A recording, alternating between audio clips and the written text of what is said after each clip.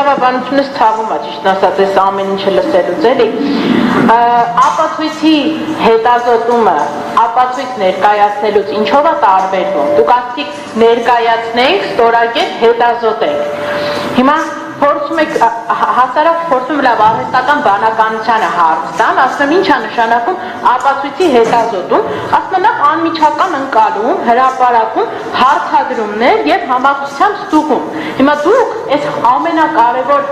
պահը հարցադրում տալու եւ հայտարարություններ արեցիք մենք համարում ենք որ սա պատշաճ դատավարական ընթացակարգի արդյունքում հետազոտված ապացույց է մինչդեռ ապացույցի հետազոտումը նշանակում է դրա վերաբերյալ հարցեր տալ եւ պատասխաններ ստանալ խնդրում եմ այս դրամաբանության մեջ եւ դա ոչ միայն ինչպես նշեցին 319-րդ հոդվածով է սահմանված, այլ նաև ուղղակի բխում է 325-րդ հոդվածի տրամաբանությունից։ Հետևաբար, երբ որ հարցը տրվում է կոնկրետ,